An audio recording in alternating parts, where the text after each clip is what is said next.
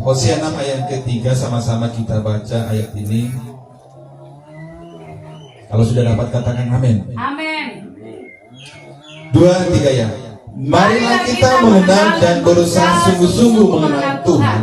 Ia pasti muncul seperti fajar. Ia akan datang kepada kita seperti hujan pada akhir musim yang mengairi bumi. Amin.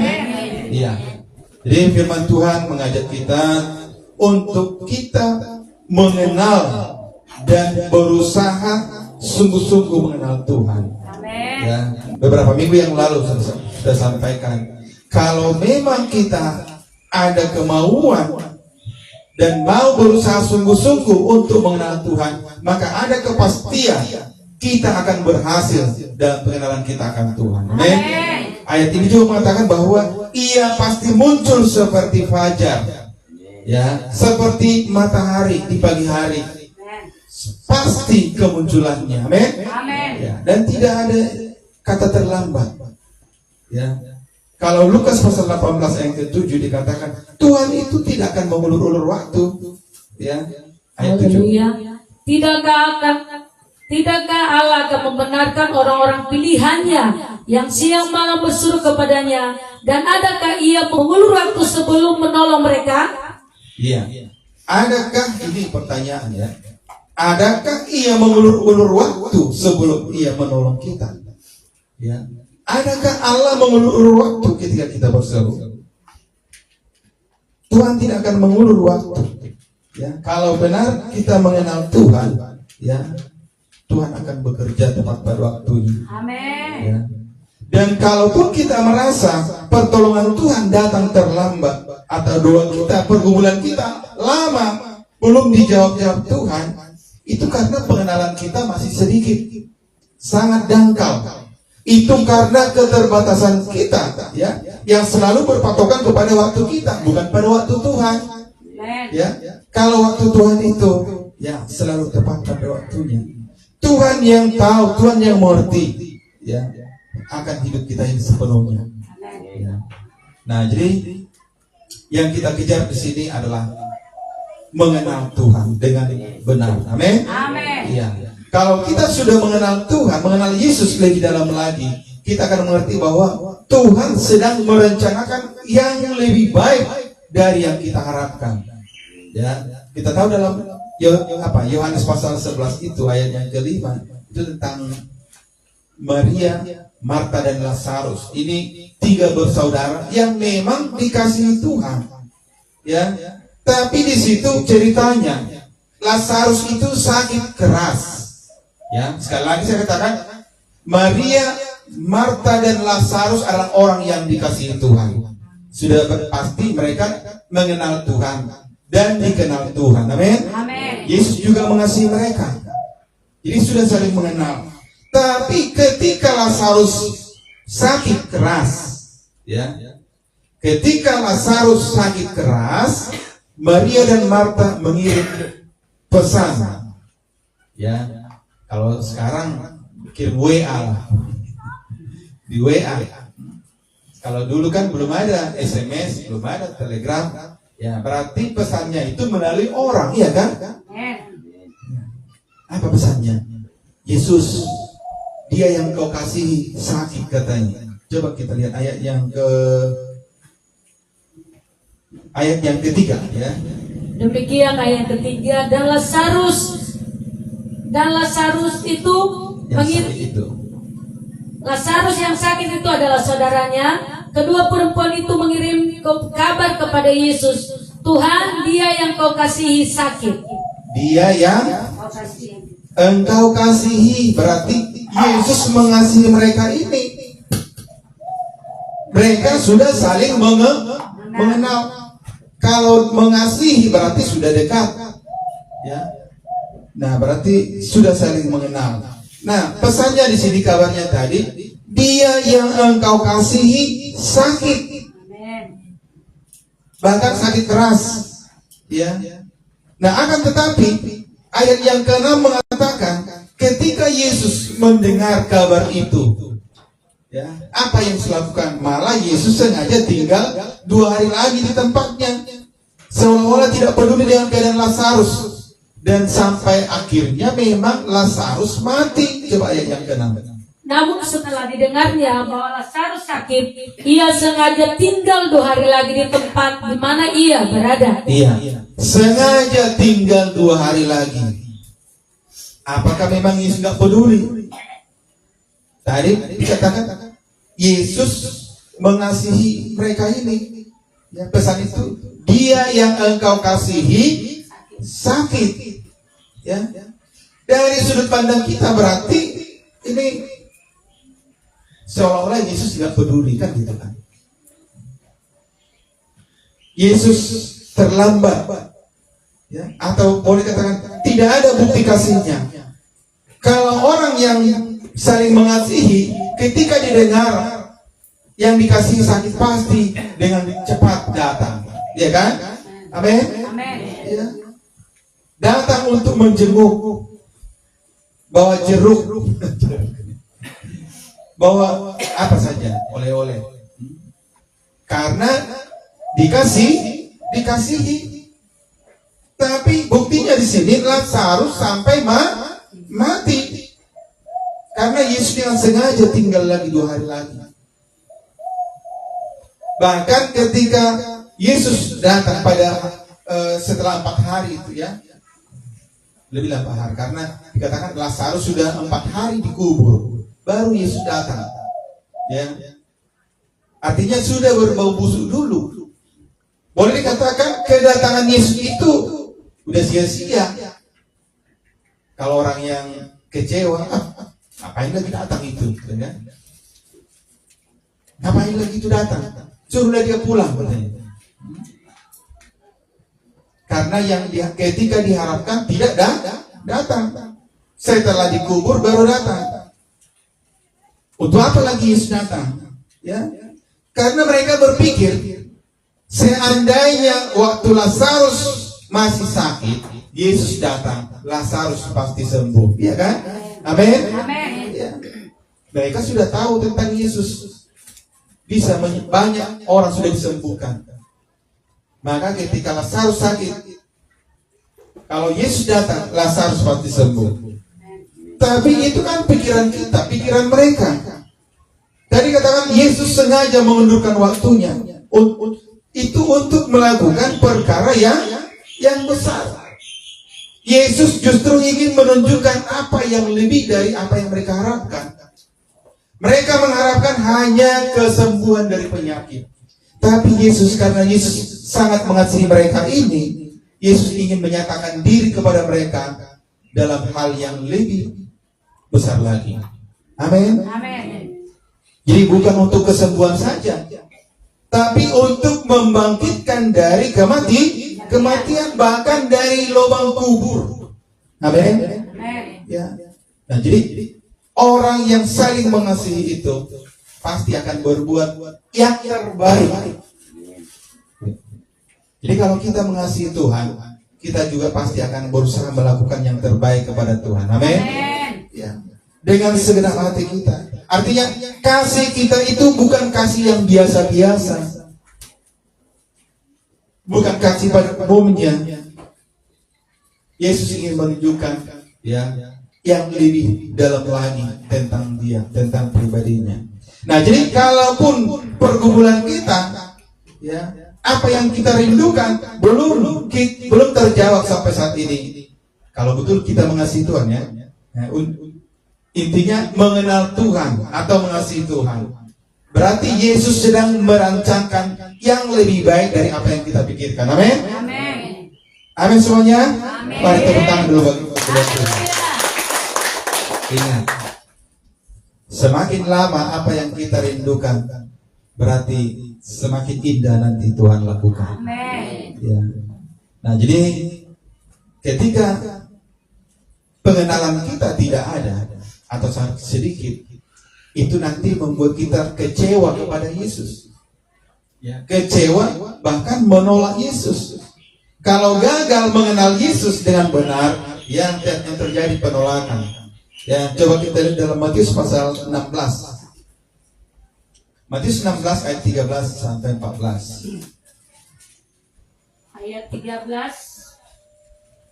Demikian, setelah Yesus tiba di daerah Kaisarea Filipi, ia bertanya kepada murid-muridnya, kata orang, siapakah anak manusia itu? Iya, Yesus bertanya, siapakah anak manusia itu? Siapakah kata orang? Ya, saya ini siapa? Kata Yesus kepada murid-muridnya. Terus jauh mereka, ada yang mengatakan Yohanes Pembaptis, ada juga yang mengatakan Elia, dan ada pula yang mengatakan Yeremia atau salah seorang dari para nabi. iya, inilah pengenalan yang gagal. Ya, tidak sampai pengenalan yang benar. Maka saya katakan tadi, pengenalan kita itu harus sampai kepada mengenal Allah dengan benar. Amin. Kalau tidak nanti bahaya, kecewa dan menolak Yesus. Nah, coba kita lihat ini ya.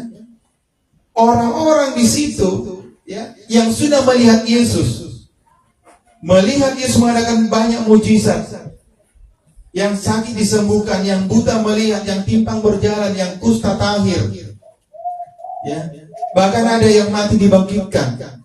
Tapi pengenalan mereka sangat dangkal. Bahkan jauh dari apa yang diharapkan. Kenapa? Karena mereka mengatakan Yesus itu adalah Yohanes Pembaptis. Yohanes Pembaptis pun pada akhirnya dipancung oleh si Herodes. Ada juga mengatakan Elia. Bahkan dikatakan Yeremia atau salah seorang dari para nabi. Yang kita butuhkan sekarang ini bukan nabi, amin. Tapi juru selamat yang akan membawa kita ke surga. Nah, jadi pengenalan kita itu harus meningkat. Ya. Dan tadi ayat yang kita baca, kalau kita berusaha sungguh-sungguh untuk mengenal Tuhan, ia pasti muncul seperti fajar. Amin. Tidak akan terlambat. Pertolongan Tuhan juga tidak akan terlambat. Ya, makanya mari, ya, intinya tadi mau berusaha. Haleluya. Yang seperti orang-orang sekampung Yesus, ya, mereka juga gagal mengenal Yesus. Ya, ayatnya coba Matius 13 ayat 55. Inilah orang-orang sekampung dengan Yesus. Ayat 55. Ya. Bukankah ia ini anak tukang kayu? Ya. Bukankah ibunya bernama Maria dan saudara-saudaranya Yakobus, Yusuf, Simon dan Yudas? Iya. Jadi pengenalan mereka sangat dangkal. Mereka hanya bisa mengenal Yesus itu sebatas anak tukang kayu. Kalau kita lihat yang mengalami mujizat itu, ada orang buta mengatakan Yesus anak Daud, katanya. Orang buta aja bisa mengenal Yesus anak Daud. Ini orang-orang yang sehat, ya. Hanya sebatas anak tukang kayu. Kalau anak tukang kayu, apa yang dihasilkan? Ya paling perabot. Nah, itulah nasibnya. Karena sebagaimana pengenalan kita akan Tuhan, ya segitu juga nanti yang kita terima. Artinya gini, pengenalan kita itu menentukan seberapa berkat yang kita terima dari Tuhan. Pengenalan kita itu akan Tuhan yang yang bisa menjamin kita masuk surga atau masuk neraka. Kalau hanya sebatas anak tukang kayu, ya sia-sialah kekristenannya. Kalau hanya sebatas nabi juga, ya sia-sia pengikutan kita kepada Tuhan. Karena banyak juga nabi yang tidak masuk surga. Banyak nabi-nabi palsu, ya kan? Nah, akhirnya apa? Mereka ya, gagal, kecewa dan menolak Yesus. Jadi kalau gagal dalam pengenalan, ya pastinya menolak. Ya, itu yang terjadi bagi orang Yahudi. Yesus datang, ya, tapi mereka tidak kenal. Malah Yesus dibunuh, disalibkan. Padahal Yesus datang sebagai juru selamat. Ya. Bahkan Yohanes Pembaptis sendiri yang sudah membaptis Yesus, yang sudah memberikan kesaksian tentang Yesus bahwa dia adalah anak domba Allah, pada akhirnya ragu juga dia. Ragu. Dan disuruh muridnya, tanya dulu Yesus itu, benar gak dia yang sedang kita nantikan, katanya. Padahal awalnya dia sudah menyatakan, inilah anak domba Allah yang menghapus dosa dunia. Amin. Tapi pada perjalanan selanjutnya, ya, dia menjadi ragu. Kita umat Tuhan di sini, semakin hari, mari kita semakin mengenal Tuhan. Amin. Ditinjau dari sudut waktu, gitu ya. Ya, seharusnya pengenalan kita akan semakin dalam. Kenapa? Kita banyak mendengar firman Tuhan, dan firman Tuhan itu yang memperkenalkan tentang Yesus kepada kita. Kita mengenal Yesus itu dari firman-Nya. Amin. Amin. Ya, jadi semakin banyak dengar firman, semakin kita mengenal Tuhan. Maka semakin banyak pun nanti pergumulan yang kita hadapi, ya, masalah yang kita hadapi, kita nggak takut, kita nggak khawatir, kita nggak akan masalah dengan orang lain, karena kita mengenal Yesus. Amin. Amin. Ya. Kasih kita kepada Tuhan semakin dalam. Jadi nggak peduli orang lain bagaimana, ya, orang membenci kepada kita, kita tetap mengasihi dia. Amin.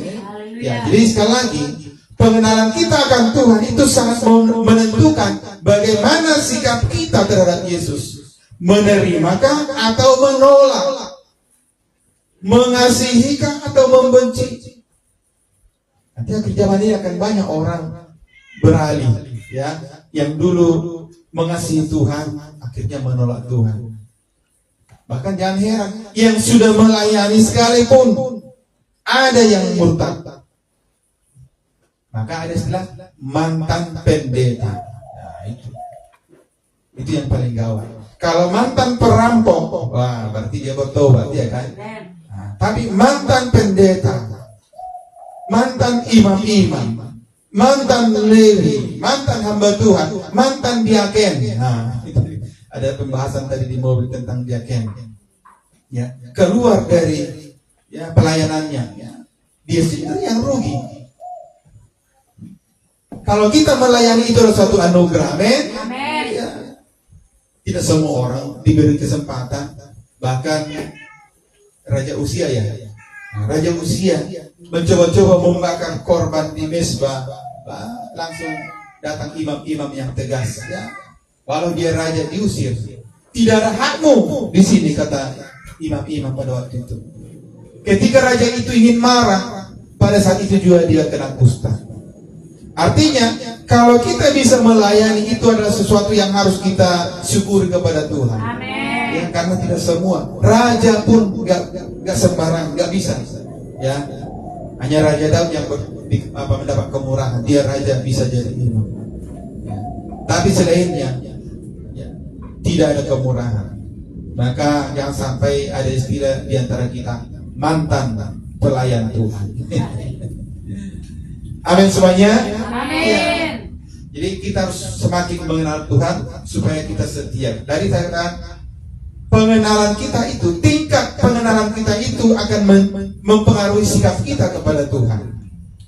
Mau menerima atau, ya, menolak, makin mengasihi atau makin jauh daripada Tuhan. Ya.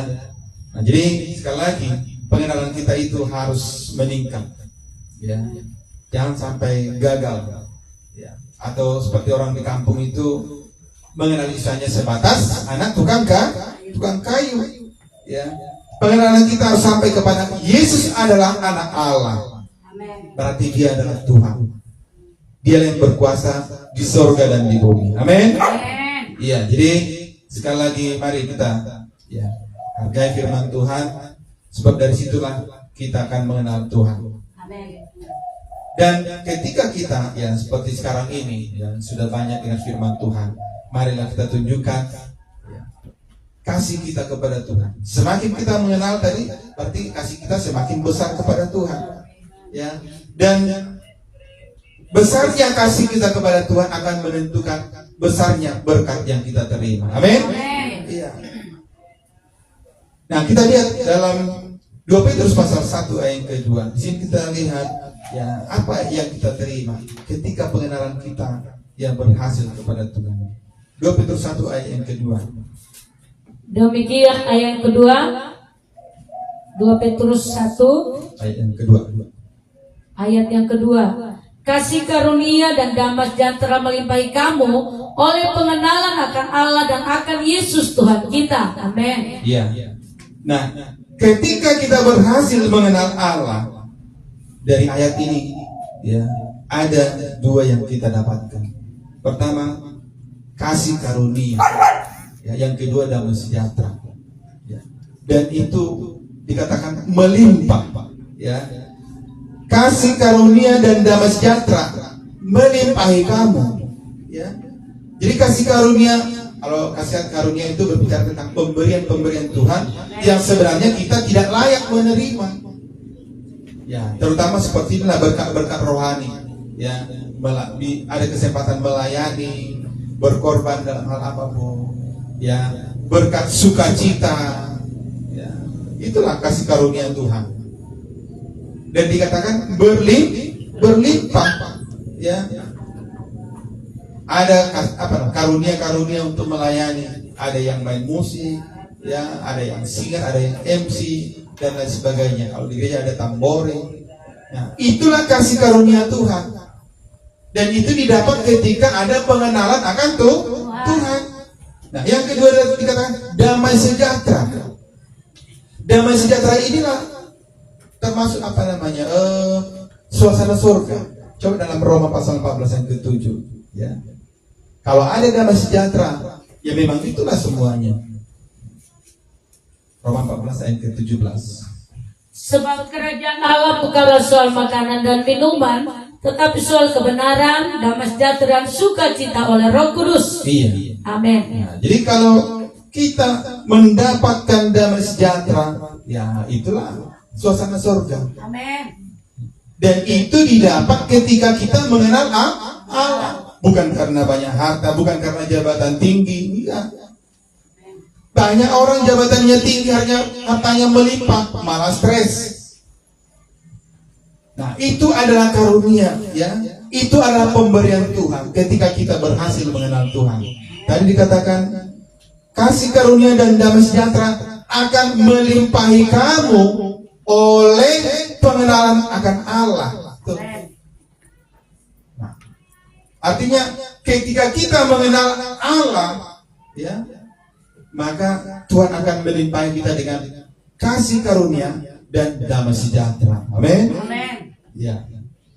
Yang kedua, apa yang kita dapat? Ya, ayat yang ketiga, 2 Petrus 1 ayat yang ketiga. Ayat yang ketiga, karena kuasa ilahinya yang telah menganugerahkan kepada kita segala sesuatu yang berguna untuk hidup yang saleh oleh pengenalan kita akan Dia yang telah memanggil kita oleh kuasanya yang mulia dan ajaib. Iya. Ini oleh pengenalan kita akan Dia atau berkat dari pengenalan akan Tuhan, maka kita dianugerahkan apa yang dia anugerahkan di sini. Segala sesuatu yang berguna untuk hidup yang saleh. Ya. Dan kalau dikatakan saleh itu perbuatan baik, ya. Nah, untuk perbuatan baik itu seperti Ayub itu, dia kan dikatakan jujur, saleh, takut akan Tuhan. Ya. Maka untuk kita menjadi orang yang saleh, tentunya kita juga membutuhkan berkat-berkat jasmani, betul? Supaya kita lewat itu kita bisa membantu orang lain, menolong orang lain dengan berkat yang ada pada kita. Berarti oleh pengenalan kita akan Tuhan, kita akan dikaruniakan juga berkat-berkat secara jasmani. Amin. Kalau tadi berkat secara rohani, kasih karunia dan damai sejahtera, Dia juga akan melimpahi kita dengan berkat jasmani, ya, harta atau keperluan kita secara jasmani. Nah, jadi ini gak sia-sia kalau kita mengenal Tuhan. Amin. Ya. Gak tanggung-tanggung berkat Tuhan. Jasmani dan rohani akan melimpah. Tadi selalu dikatakan melimpahi kamu. Ya. Damai sejahtera, kasih karunia damai sejahtera melimpahi kamu. Ya. Jadi melimpah, kalau kata melimpah berarti meluber, ya. Tidak hanya sekedar. Itu kalau kita berhasil mengenal Tuhan. Amin. Iya. Ketika kita berhasil mengenal Tuhan, tadi saya katakan kasih kita juga semakin dalam kepada Tuhan. Kasih kita kepada Tuhan kita tunjukkan dengan ketaatan kita kepada firman Tuhan. ketaatan kita melakukan firman-Nya. Amin semuanya. Amin. Baik, puji Tuhan, sampai di sini firman Tuhan. Haleluya. Biarlah firman Tuhan mengerjakan hati kita, Amin. supaya semakin hari kita semakin lebih dalam lagi mengenal Dia. Amin. Kita berdoa.